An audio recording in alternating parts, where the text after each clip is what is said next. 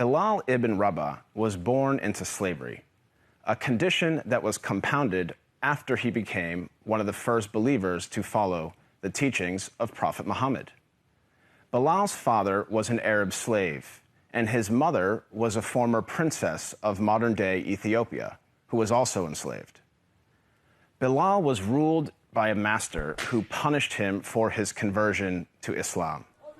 He dragged Bilal around Mecca, encouraging people to mock him.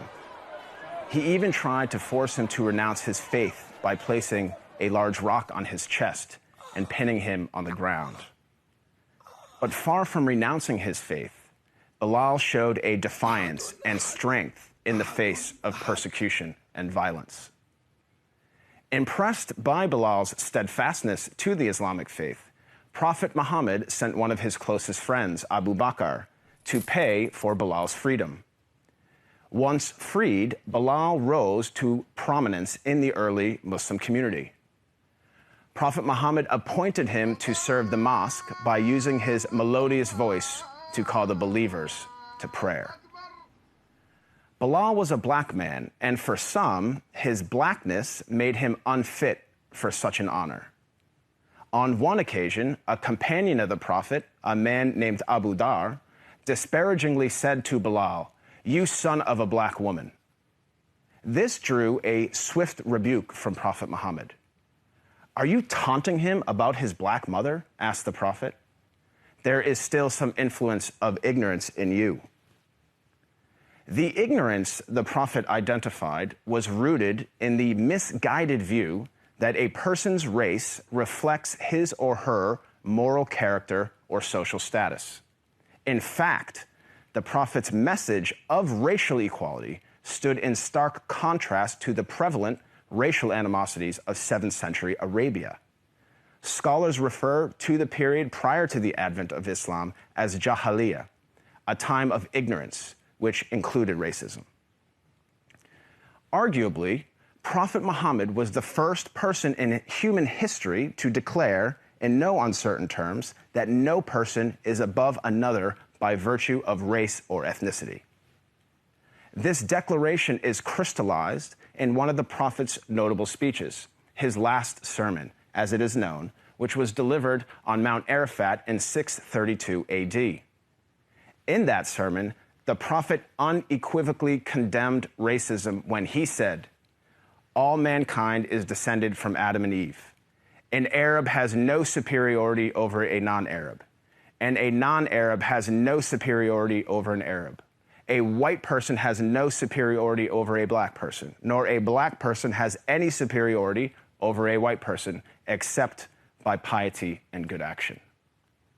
Ever since then, Prophet Muhammad's teachings on racial equality have inspired human beings to strive for racial equality and justice for all. Consider the life of Al-Hajj Malik al-Shabazz, more commonly known as Malcolm X, the black Muslim civil rights leader who battled racism in the 1950s and 1960s. After performing the Hajj, or Islamic pilgrimage, to the city of Mecca, Malcolm wrote his famous letter from Mecca, in which he said, "There were tens of thousands of pilgrims from all over the world. They were of all colors, from blue-eyed blondes to black-skinned Africans. But we were all participating in the same ritual, displaying a spirit of unity and brotherhood that my experiences in America had led me to believe never could exist between the white and the non-white." He added that he had never before seen sincere and true brotherhood practiced by all colors together, irrespective of their color. The Hajj for Malcolm represented a shift away from racism and towards racial equality. The teachings of Prophet Muhammad encouraged all people to strive towards anti-racism, which is quite different than simply non-racism. While non-racists do not openly express prejudiced views, they also do not work to dismantle racism in any given society. The Prophet of Islam actively challenged and dismantled the covert, the overt, and the systematic racism around him. He identified racism as a symptom and identified its root cause as arrogance in the human heart.